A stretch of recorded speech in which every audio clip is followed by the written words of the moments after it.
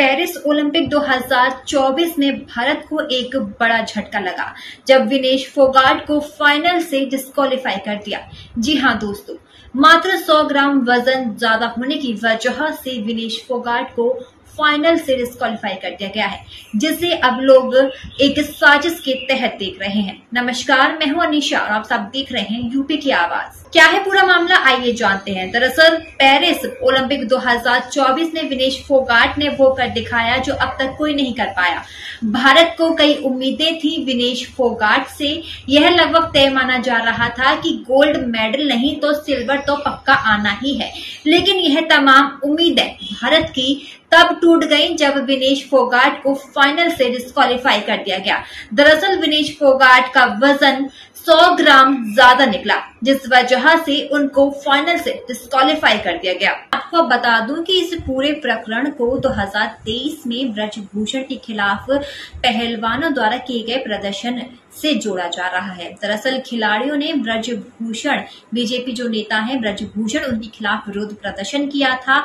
अब इस पूरे प्रकरण को उससे जोड़ा जा रहा है और कहा जा रहा है कि ये एक साजिश है।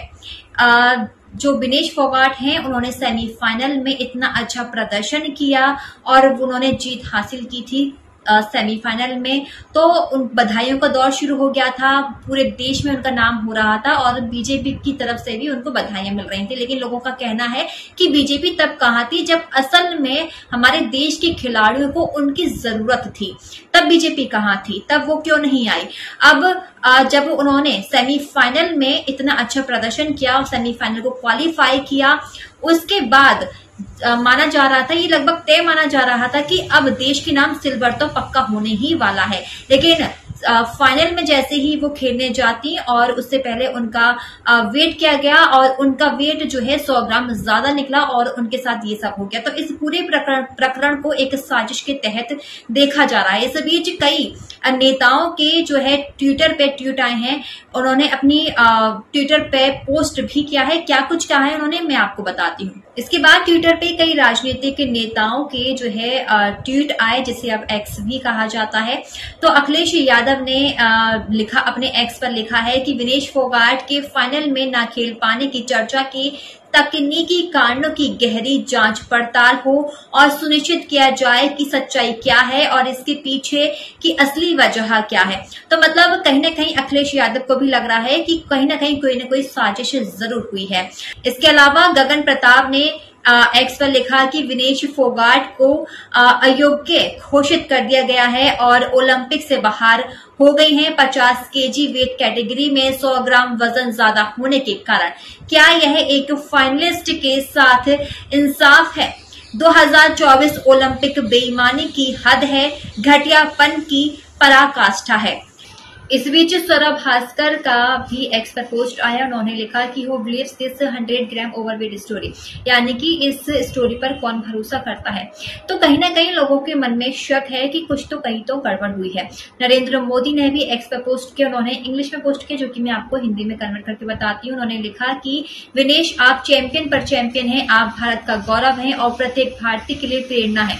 आपका झटका दुख देता है। काश शब्द उस निराशा की भावना को व्यक्त कर पाते जो मैं अनुभव कर रहा हूँ। साथ ही मैं जानता हूँ कि आप लचीलेपन का प्रतीक हैं। चुनौतियों का हमेशा डटकर मुकाबला करना आपका स्वभाव रहा है।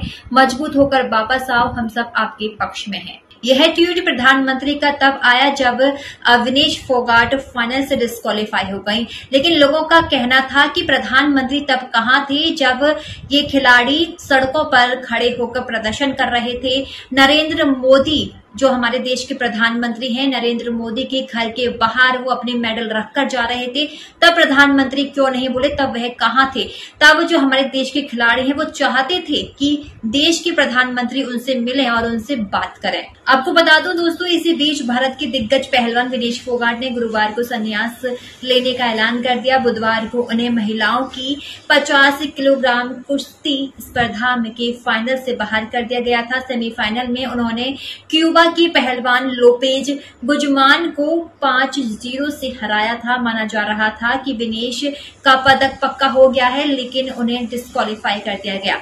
तो इस खबर में फिलहाल इतना ही। आपको क्या लगता है कि क्या ये एक साजिश है या एक महज संयोग? मुझे अपनी राय कमेंट बॉक्स में कमेंट करके जरूर बताइएगा। नमस्कार।